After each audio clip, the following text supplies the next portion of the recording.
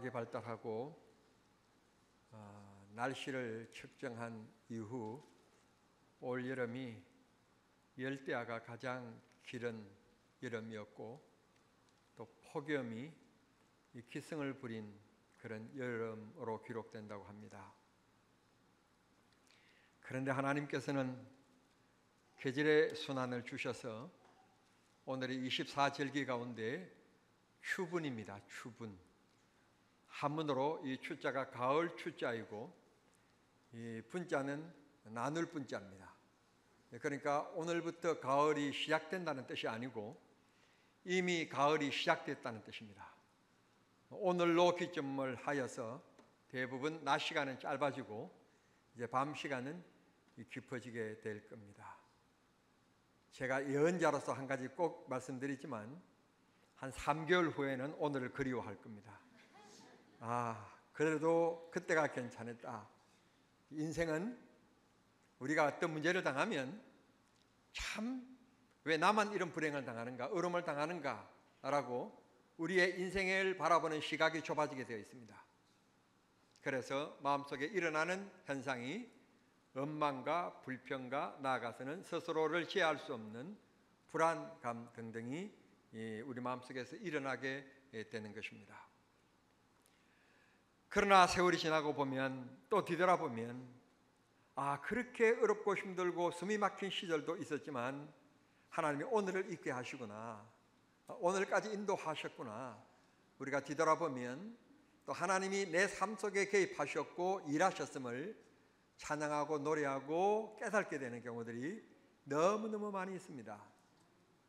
마치 앞에서 말씀드린 것처럼 이 계절의 변화인 것처럼 오늘 우리 인생도 계절의 변화처럼 그런 순환을 하고 있음을 믿을진데 오늘 이 하루도 하나님 앞에 살아가고 있음을 감사하고 숨쉬고 있음을 감사하고 볼 수 있고 들을 수 있고 말할 수 있고 먹을 수 있는 것이 얼마나 큰 축복인지 행복해하고 감사하는 그런 믿음의 성도들이 되실 수 있기를 바랍니다. 올 여름은 폭염이 너무 길어서 아직도 들녘에 나가보면 풀들이 아직도 푸르름을 자랑하고 있습니다. 우리나라 꽃도 참 예쁘지만 이스라엘에 가보시면 이스라엘에 나는 꽃들이 얼마나 예쁜지 모릅니다. 파란색은 진짜 파랗고요, 빨간색은 진짜 빨갛고요, 분홍색은 진짜 분홍색이고요, 노란색은 진짜 노란색이에요. 이스라엘에 가면 꽃들이 너무 예쁘다는 것을 느끼시게 되는 겁니다. 똑같은 꽃인데도 이상하게 가면 자연에서부터 얻어지는 풀 포기를 보면서 너무 아름답다 하는 마음을 갖게 됩니다. 저는 식물학자가 아니라서 연구 부분이 다릅니다만 제 생각은 이런 생각이 들었습니다.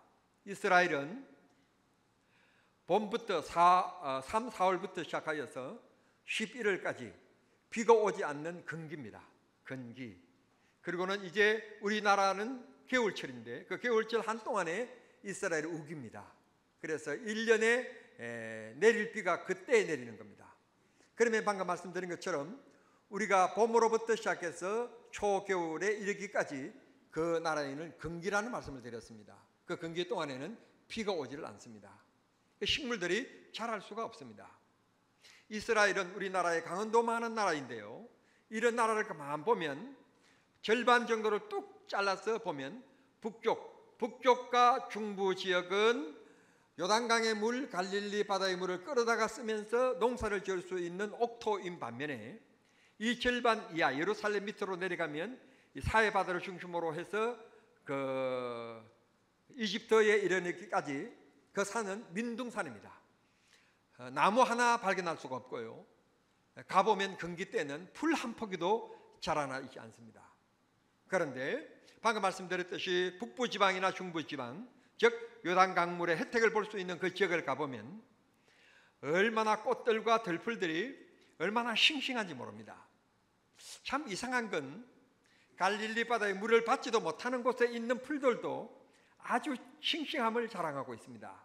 왜 그런가 하면 그 나라의 기후 때문에 그런 건데요, 낮에는 너무너무 더워서 이 풀들도 그냥 고기가 꺾일 만큼 아이고 나 죽네, 막 그렇게 있습니다. 늘어져 있습니다.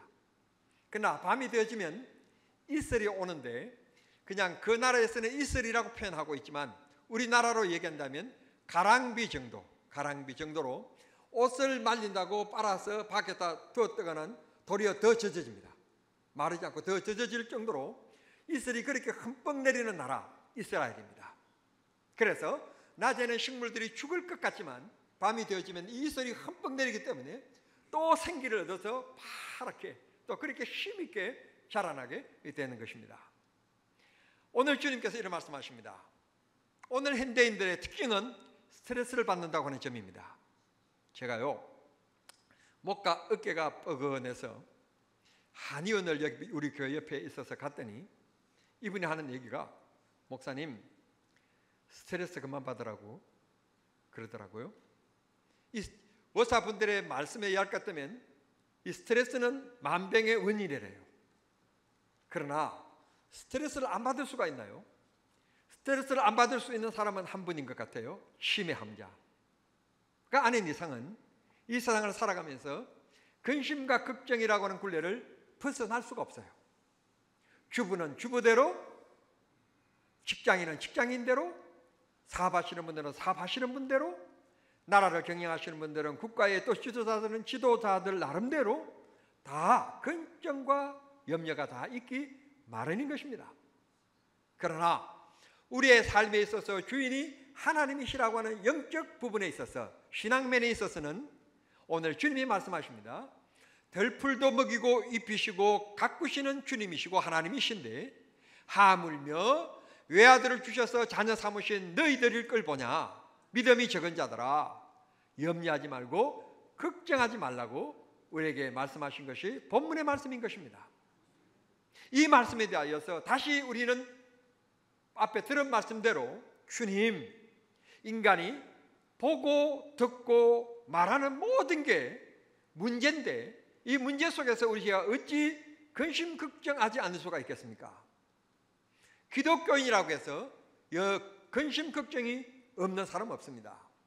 지금 말씀을 드리고 있는 이 목사 역시 여러분 문제가 없을 것 같습니까? 문제가 있습니다. 어째 이렇게 주일이 빨리 돌아오는지. 주일을 그냥 돌아서고 나면 금방 주일이고요. 또 어떤 일 한 가지 딱 겪고 나면 금방 수요 예배인데 마음이 막 조급해지는 경우들이 너무 많습니다. 저는 실력도 없고 능력도 없고 설교도 잘못하는 목사라서 저는 시간을 아깝게 쓰지 않으면 안 되는 사람입니다. 막 시간에 여유를 가지고 가서 골프를 친다든지 친구들하고 만나서 밥을 먹고 놀러 다니고 그런 여유가 없습니다. 전화가 오지만 친구 미안하다, 약속 있다, 선약 있다, 교회 일이 있다 그러면서 될 수 있으면 교회 문 밖을 안 나가려고 노력을 합니다. 이 목사도 역시 근심과 걱정 일에 쫓기고 있습니다. 그런데 말입니다. 똑같은 환경 속에 살아가는데 믿지 않는 사람들은, 즉 믿음이 없는 사람들은 근심이 근심됩니다. 그러나 믿음이 있는 우리들은 그 근심 때문에 기도함으로 하나님의 은혜와 능력을 체험하는 귀중한 기회가 되는 것입니다. 우리에게 아무런 일이 없다면, 아무 근심 걱정거리가 없다면 이스라엘 백성들처럼 자고 일어나면 하늘에서 만나가 뚝 떨어지고 필요한 금덩어리가 뚝 떨어져 있고 그날에 쓸만한 돈이 몇천만 원, 천만 원씩 막 하늘에서 뭉텅이 돈으로 떨어져 있다면 솔직히 우리가 기도하겠습니까? 솔직히 오늘 우리 이 자리에 와서 예배드리고 있겠느냐 말이에요. 그거 가지고 오늘 지금 이 시간 롯데 백화점 가서 쇼핑하고 있을 겁니다. 똑같은 인생을 살아가면서 다 문제가 있습니다. 그런데 우리는 그 문제 때문에 하나님 앞에 기도하고 그 문제 때문에 하나님을 더 의지하며 그 문제 때문에 하나님 이름을 한 번 더 부르는 겁니다. 그러면 하나님이 위대한 역사를 우리의 삶의 속에서 이루어 주실 줄을 믿습니다. 우리는 그런 믿음으로 살아가는 하나님의 자녀들인 것입니다. 주님이 다시 말씀합니다. 들에 피는 들꽃은 심은 사람도 없고 물 주는 사람도 없고 돌 버는 사람도 없습니다. 거기다가 어떤 정신없는 나그네가 지나가다가 귀를 가지 왜 불꽃이 있는 그곳을 밟고 지나갑니까? 밟고 지나가면 불꽃이 목이 꺾이든지 허리가 꺾이든지 그런 아픔을 겪고 있는 게 들풀들인데, 길을 갈면 될 텐데 엉뚱하게 이걸 밟고 지나가는 분들이 있습니다. 인생도 마찬가지입니다. 살아가다 보면 만나지 말아야 될 사람을 만나는 경우들이 있고, 이 표현이 좀 감이다만 진짜 성격 더러운 사람들이 있습니다. 아우, 정말 속이 뒤집어지는 사람이 있습니다. 그런데요, 그 순간 주님께서 위로를 주십니다. 유목사야, 너는 한 번 당하지만 그 사람하고 살아가는 여자도 있단다. 성도 여러분, 하나님께서 순간순간 우리를 도와주시고요, 인도해 주시고요, 적당한 때에 또 비도 나를 주셔서 농사도 짓고 물도 쓸 수 있게끔 하나님께서 축복해 주시는 이 대한민국, 이래 봐도 좋은 나라, 저래 봐도 좋은 나라가 대한민국입니다. 그만 보면 한반도 별품 없는 나라, 역사적으로 늘 침략만 받던 짓밟혔던 이 눈물 많은 민족, 그런데 대한민국을 이렇게 사랑한 이유가 무엇일까요? 그 이유는 바로 하나님을 사랑하고 하나님의 이름을 부르고 계시는 바로 여러분 때문입니다. 대한민국은 여러분이 없으면 안 되는 나라입니다. 하나님을 경배하고 하나님을 찬양하고 기도하는 여러분 한 사람, 여러분 한 사람이 소중한 분임을 기억하시면서 들풀을 밟고 지나가는 역사 속에서도 대한민국이 살아남아 온 것처럼, 그리고 세계를 지금 지배하고 있는 것처럼 나 또한 들풀과 같이 연약한 존재이지만 문제가 짓밟고 사람이 짓밟고 여러 가지가 짓밟는 인생이지만 하나님이 여전히 나를 주목하고 계시고 나를 사랑하시며 나를 지키시고 계심을 꼭 믿으시기를 바랍니다. 이스라엘 메마른 땅입니다. 그런데 하나님께서 그곳에 요단강물을 주셨습니다. 오늘 이 메마른 인생들 살아가는 길에 주님께서 우리들에게 예수 그리스도라고 하는 댐을 주셨습니다. 댐은 물을 저장한 곳이고 인간들이 필요할 때 물을 빼내 쓰는 곳이 댐입니다. 여러분, 예수 그리스도를 모신 사람이 얼마나 여유 있는 사람이고 얼마나 행복한 사람인지 아십니까? 여러분들이 바로 그런 행복자인 것을 꼭 깨달으시기를 바랍니다. 문제 때문에 한숨 쉬고 원망하고 다투고 편난하고 원수 만들지 마시고, 문제 때문에 하나님의 이름을 한 번 더 부르고 하나님을 더 의지하는 여러분들이 되기를 바랍니다. 여러분, 만약에 하나님께서 유능한 사람을 택하여서 원하신다면 솔직히 나를 택했습니까? 나보다는 서울대에 놓은 사람을 택하지 않았겠습니까? 그런데 하나님께서 나를 택했어요. 하나님은 사랑의 눈으로 바라보시기 때문에 그렇습니다. 학벌의 눈으로 바라보거나 세상의 눈으로 바라보면 그들이 낫겠지만 하나님은 나를 바라보시는데 어떤 기준과 어떤 시선인가 하면 사랑의 눈이라고 하는 점입니다. 성도 여러분, 우리가 감정을 가지고 있는 것처럼 사랑으로 바라보면 매력이 아닌 것이 하나도 없습니다. 사랑에 빠지면요, 곰보라는 거 아십니까? 곰보? 얼굴이 을겨진. 요즘에는 우리 어렸을 때부터 그걸 예방주사를 맞았어요. 요즘엔 그런 사람이 없는데 옛날에는 그런 예방주사를 안 맞은 분들이 가끔 그런 분들이 계셨어요. 그런데 우리나라에 절개해버렸던 대중가요 중에, 가사 중에 사랑을 하면 곰보도 예쁘게 보인대요. 즉 문제가 아니라 사람이 살아가는 사회 속에는 문제가 있기 마련이고 존재하기 마련인데 그것을 어떤 시선으로 바라보느냐라고 하는 것이 문제라는 점입니다. 믿음의 눈으로 바라보느냐, 이 문제도 하나님이 함께 하신다, 이 문제도 하나님께서 하실 것이다 하는 믿음의 눈으로 바라보느냐, 아니면 세상의 잣대로 바라보느냐에 따라서 내가 한숨 쉬기도 하고 내가 기도하기도 한다는 것입니다. 우리는 믿음의 눈으로 바라보며 하나님의 능력을 바라보고 기도하는 성도가 되어야 되실 줄 믿습니다.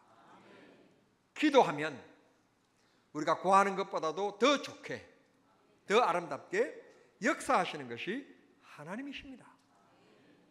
우리가 좋아하는 성경 구절 중에 하나가 이사야 42장 3절에 보면 하나님께서 상한 갈대도 꺾지 아니하시며 꺼져가는 등불도 끄지 아니하신다.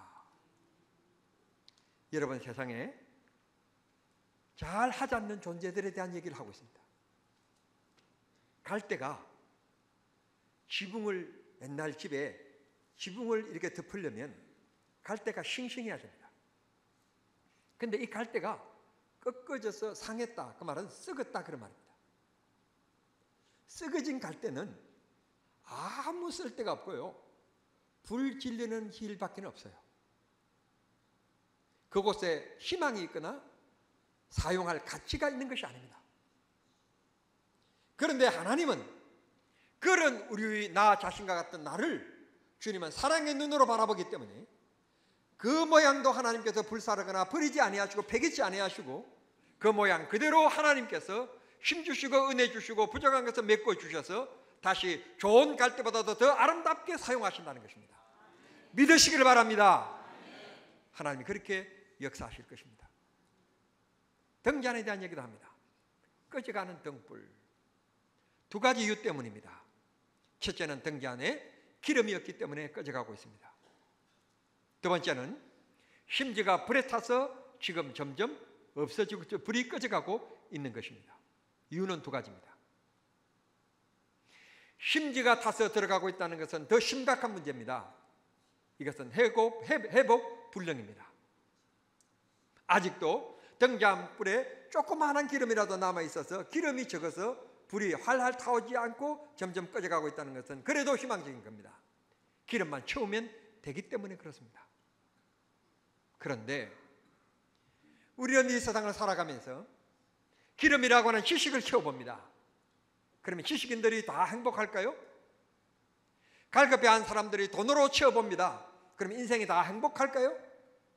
현대그룹 어떤 회장이 13층 집무실에서 뛰어내린 이유가 돈이 없어서 그랬을까요? 아무개 도지사가 검찰청에서 나와서 한강택에서 뛰어내린 게 근력의 힘이 없었고 자기 집에 은금이 없어서 그랬을까요? 여러분, 우리는 인생을 행복하게 해보고 인생을 불타오르게 해보려고 세상 것을 다 채워보지만 그렇지 않습니다. 요즘에는 에모 시대인데요, 선풍기 아줌마 아세요? 여성들이 동창회 모이면 제일 열받고 오는 일이 그거래요. 학교 다닐 때 공부 너무너무 못했는데 얼굴 선행을 했는데 너무너무 예쁘게 나왔을 때 그때 동창회 갔다가 열받고 온대요. 선풍기 아줌마가요 좀 예쁘게 보일 거라고 성형 수술을 했는데 그 부작용으로 또 수술하고 또 수술하다 보니까 얼굴이 그렇게 됐대요. 여러분, 얼굴이 깎아놓은 밤처럼 잘생기면 행복할 것 같습니까? 그렇지 않습니다. 정말 인생 행복하게 살아가는 비결 알려 드릴까요? 돈이 없어도 행복하게 살아가고 즐겁게 살아갈 수 있는 것, 배움이 없어도 행복하고 즐겁게 살아갈 수 있는 것 가르쳐 드릴까요? 예수님을 만나면 됩니다. 예수님의 제자 베드로 보십시오. 그에게는 은과 금이 없었고요, 돈이 없었습니다. 1년에 한 번씩 내는 성전세, 그것도 낼 돈이 없었습니다. 그야말로 알거지였습니다. 그런데 여러분, 베드로가 불행하게 살아간 사람입니까? 얼마나 행복하게 살아간 사람입니까? 바울을 보십시오. 바울이 저금통이 있었습니까? 카드가 있었습니까? 그는 그야말로 경제적으로 얘기하면 빈털털이었습니다. 때리면 맞고 그걸 갈아입을 옷이 없을 정도로 그렇게 너털거리는 옷을 입고 살아갔던 사람이 바울입니다.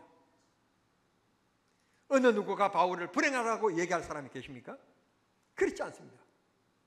가장 행복한 인생을 살다가 간 사람이라고 한결같이 말하고 있습니다. 정답은 하나입니다. 돈도 있어야 됩니다. 배움도 있어야 됩니다.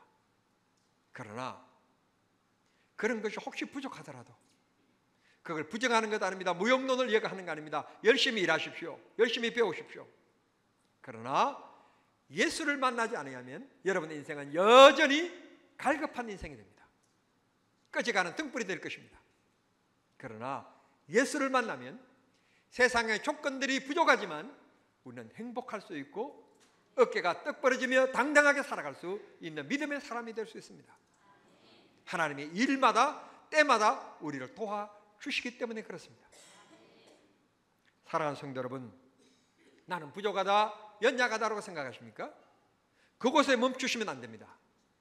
왜 하나님께서 연약하다, 부족하다라고 하나님께서 그 느낌과 깨달음을 주셨을까요? 그건 능력의 하나님을 부르라고, 하나님을 찾으라고, 하나님을 의지하라고 주시는 깨닫는 은혜입니다. 그건 은혜를 향하신 깨달음입니다. 그 깨달음을 붙잡고 살면 하나님이 축복하실 줄 믿습니다. 또 우리가 사랑하는 이사야 58장 11절의 말씀 보면 여호와가 너를 항상 인도하여 메마른 곳에서도 내 영혼을 만족하게 하며, 아니 무슨 메마른 곳에서 내 영혼이 만족할 수 있습니까? 메마른 곳이 뭐 우리가 원하는 겁니까? 그렇지 않잖아요. 돈이 메마르다, 건강이 메마르다, 세상의 행복이 메마르다, 사랑이 메마르다, 그것만큼 불행한 일이 어디 있습니까? 그런데 주님은 얘기합니다. 그 메마른 가운데서도 누가 인도하시기 때문에? 하나님이 인도하시기 때문에 행복하다고. 그래서 이어서 얘기합니다. 58장 11절입니다. 내 뼈를 견고하게 해 주실 것이며, 그 말은 우리 생활을 하나님께서 책임져 주시고 인도해 주신다는 뜻입니다. 그 다음 말씀은 이제 진짜 아멘 하실 준비하세요. 저를 바라보시고 아멘 할 준비하세요. 제가 성경 말씀 읽을게요. 그 다음 말씀이 있습니다. 너는 물된 동산 같겠고 물이 끊어지지 아니하는 샘 같을 것이라. 우리 어렸을 때 소 꽃비 잡고 소 먹이러 다녔잖아요. 아침 저녁으로. 그러면 꼭 소가 집에 들어오기 전에 물을 먹어야 돼요. 꼬랑에 흘러가는 아주 좋지 못한 물이 있는데요, 그건 동네 동생들이 끌고 놓은 소가 먹어야 돼요. 그러면 그 동네 힘 있는 형님이 끌고 놓은 소는 어디 가서 먹느냐? 동네 옹달샘, 그 위에서 흘러서 밭 고랑을 이어서 내려와서 논으로 흘러가는 그 옹달샘이 있어요. 그 물은요 항상 깨끗해요. 우리 어렸을 때는 그 물 그냥 무릎 꿇고 앉아가지고요 불고는 그냥 그 물 먹었어요. 그런데요 배탈 하나도 안 났어요. 다시 말씀드리지만 삼다수보다도 더 좋은 물, 그게요 우리 동네 옹달샘이에요. 하나님께서 말씀하십니다. 메마르지 아니하는 옹달샘처럼 하나님께서 너 인생을 쌓아놓지 않았지만 부족하지 아니하도록 인도하시겠다. 이게 하나님의 약속입니다. 그래서 이사야 58장 11절 말씀은 우리들이 너무너무 좋아하는 말씀이라 가끔 가다가 어떤 집에 가보면 벽에다가 써붙여 놓은 것을 볼 수 있습니다. 이 시간 여러분에게 축복합니다. 하나님께서 인생의 메마른 세상길을 가는 여러분들에게 하나님께서 물된 동산처럼 하나님께서 여러분의 삶을 풍성하게 만들어주시는 은혜가 있게 되기를 우리 주님 이름으로 축복합니다.